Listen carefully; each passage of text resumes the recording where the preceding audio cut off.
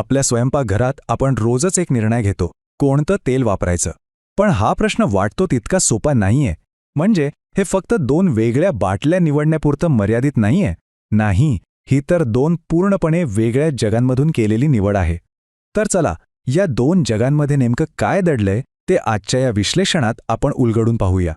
आज आपण काय काय बघणार आहोत त्याची ही एक छोटीशी रूपरेषा. आधी या 2 तेलांची दुनिया समजून घेऊ. मग बघू की एकीकडे रसायन आणि दुसरीकडे निसर्ग यांच्यात नेमका काय फरक आहे. या तेलांच्या किमतीत इतकी तफावत का असते त्यामागचं आकड्यांचं गणितही समजून घेऊ. आणि जर नैसर्गिक तेल वापरणार असू तर त्या जिवंत तेलाची काळजी कशी घ्यायची. आणि हो, सर्वात शेवटी, हा निव्वळ खर्च आहे की आरोग्यातली एक हुशारीची गुंतवणूक. चला तर मग सुरू करूया. चला तर मग आपल्या आजच्या गोष्टीमधल्या 2 मुख्य खेळाडूंना भेटूया. पहिला आहे जो आपल्या सगळ्यांच्या ओळखीचा आहे, सगळीकडे मिळणारा फॅक्टरीमध्ये बनवलेला रिफाईंड तेल. आणि दुसरा आहे आपला पारंपरिक जुन्या पद्धतीने बनवलेला लाकडी घाण्याचं तेल.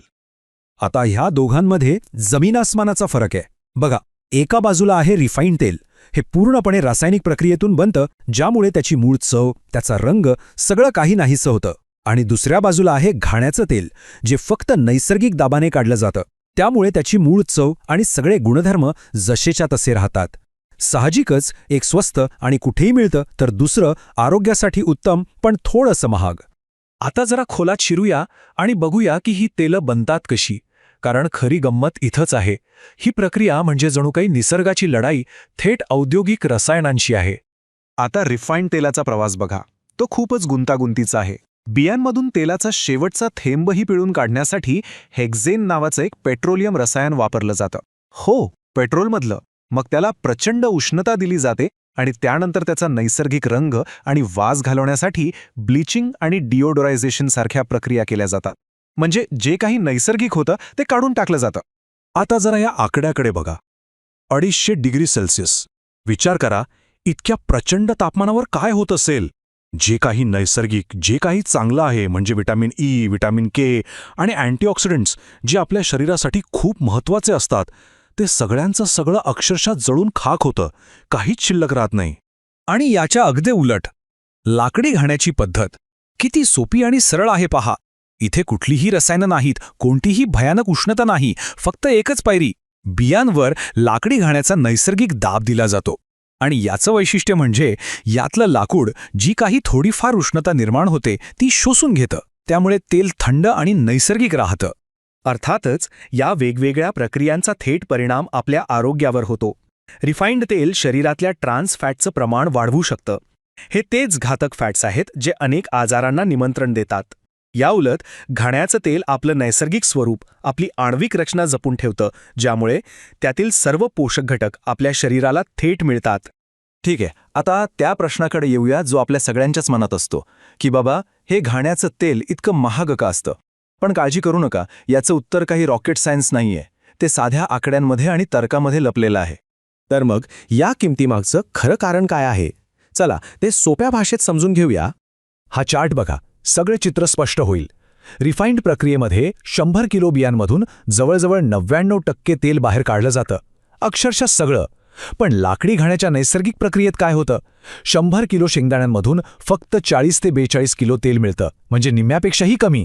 हा जो उतारा कमी आहे ना, त्याचा थेट परिणाम किमतीवर होतो. पण गोष्ट फक्त उतारावर थांबत नाही. घाण्याच्या तेलासाठी कच्चा माल म्हणजे बियाणं अगदी ए ग्रेडचं लागतं, नाहीतर तेलाची चव बिघडते. ही प्रक्रिया खूप वेळखाऊ आणि कष्टाची आहे. उरलेलं जे 60% मटेरियल आहे म्हणजे पेंड, ती कमी भावात विकावी लागते. आणि सगळ्यात महत्त्वाचं, यात कोणतेही प्रिझर्वेटिव्हज नसल्यामुळं ते फार काळ टिकत नाही. या सगळ्या गोष्टी मिळून त्याची किंमत ठरवतात. आता तेलाची गोष्ट निघाली आहे तर एका महत्त्वाच्या मुद्द्याकडे वळूया. लाकडी घाण्याचं तेल हे एक जिवंत उत्पादन आहे आणि म्हणूनच त्याची काळजी घेण्याची पद्धतीही थोडी वेगळी आहे. हे समजायला मृत आणि जिवंत तेलाची कल्पना खूप छान आहे. रिफाईंड तेल रासायनिक प्रक्रिया आणि उष्णतेमुळे एक प्रकारे मृत झालेलं असतं. त्यातलं जीवनसत्व निघून गेलेलं असतं. म्हणूनच ते 2-2 वर्ष खराब होत नाही. याउलट घाण्याचं तेल जिवंत आहे, कारण त्यात सर्व नैसर्गिक घटक जसेच्या तसे आहेत आणि म्हणूनच ते नाशवंत आहे. मग या जिवंत तेलाची काळजी घ्यायची कशी? खूप सोपं आहे. लक्ष ठेवा, ते नेहमी काचेच्या किंवा स्टीलच्याच भांड्यात ठेवा. प्लास्टिक अजिबात नको. सूर्यप्रकाश लागणार नाही अशा थंड, अंधाऱ्या जागी ठेवा. शक्यतोवर 3 ते 6 महिन्यांच्या आत वापरून संपवा. आणि हो, एक महत्त्वाची गोष्ट, त्यात चुकूनही ओला चमचा किंवा पाण्याचा थेंब जाऊ देऊ नका.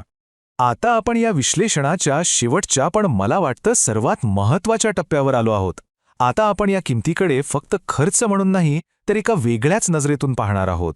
बघा, इंजिनियर्सना एक गोष्ट चांगली माहीत असते, प्रिव्हेंटिव्ह मेंटेनन्स. म्हणजे काय, तर मशीन बिघडण्याची वाट न बघता तिची आधीच काळजी घेणं. आता थोडा विचार करा, जी गोष्ट आपण मशीनसाठी करतो तीच गोष्ट आपण आपल्या स्वतःच्या शरीरासाठी का करू नये? ही स्लाइड बघा, हे आहे खऱ्या खर्चाचं गणित. रिफाईंड तेल सुरुवातीला स्वस्त मिळतं, पण ते जास्त प्रमाणात लागतं आणि भविष्यात डॉक्टरांची बिलं वाढवू शकतं. या उलट घाण्याचं तेल सुरुवातीला महाग वाटलं तरी ते 30% कमी लागतं, शरीराचं पोषण करतं आणि भविष्यातला वैद्यकीय खर्च टाळायला मदत करतं. तर खरा फायदा कशात आहे? आणि शेवटी हे एक वाक्य या संपूर्ण चर्चेचं सार सांगून जातं.